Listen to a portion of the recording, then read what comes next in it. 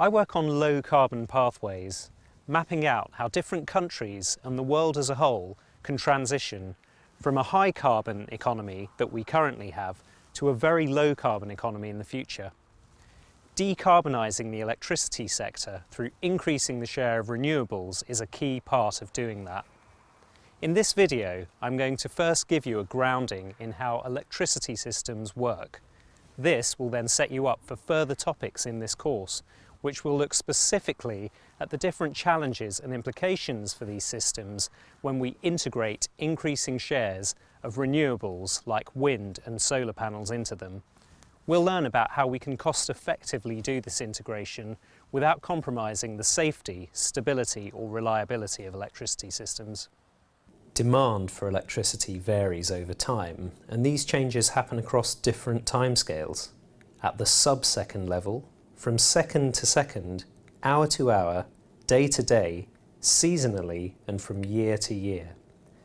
As you can probably imagine, national electricity demand will be very different on a cold, dark morning during the working week compared to a sunny, warm afternoon on a weekend. People need to use lighting, heating, air conditioning and appliances at different times, in a way which isn't completely predictable, even if it follows reasonably regular patterns when aggregating across many households and businesses. Electricity systems are designed to ensure that supply meets demand, economically and reliably. The minimum level of demand is often referred to as baseload, and historically in all countries, some power stations have run all of the time to meet the baseload. Meeting the rest of the demand and dealing with demand variations during the day and year can be done in a number of ways.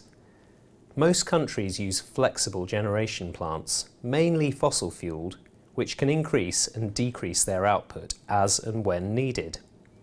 Electricity can also be traded across interconnectors, and some countries are able to use the energy stored in hydroelectric dams to respond to changing demands.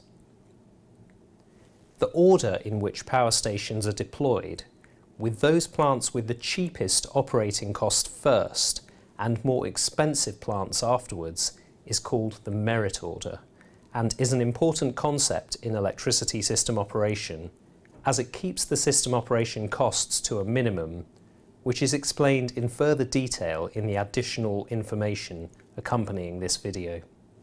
As well as ensuring supply meets demand, electricity systems must also perform a number of other functions. A key part of ensuring demand is met is ensuring there are enough power generation plants to meet the very highest level of demand in the year, which is called the peak demand, as well as ensuring a healthy margin in case peak demand goes above the levels that are forecast for a particular year. This is called the capacity or reserve margin, or sometimes the planning reserve. All electricity systems consist of a set of key components: the power plants to supply electricity, other plants and mechanisms that provide the ancillary services, the transmission lines to transport the electricity, typically over long distances, and local distribution networks, which connect the transmission network to customers. Electricity systems are networks of interconnected transmission and distribution wires carrying alternating electrical current at specific frequencies and voltages. It's important that these frequencies and voltages are maintained throughout the system, otherwise there could be damage and loss of transmission. Some electricity generators specifically provide what we call ancillary services. These help to maintain frequency and voltage stability during normal operating conditions and help the system recover from disturbances to these operating conditions. In most countries, system operators are responsible for ensuring that electricity supply meets demand, though they do this to varying degrees, with full coordination of the system in some countries and less of a role in countries where much of the supply and demand for electricity are matched through power exchanges and/or through direct contracts between suppliers and users. Who owns what components of the system varies from country to country. In more liberalised countries, different companies may own power stations, transmission lines and distribution networks.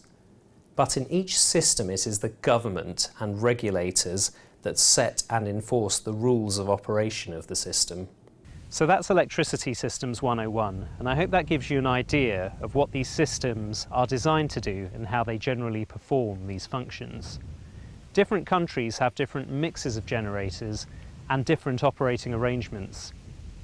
In the next topics, we'll look at the operating characteristics of different generation technologies, and then we'll consider specifically what happens when we add increasing penetrations of solar photovoltaic panels and wind turbines to these systems.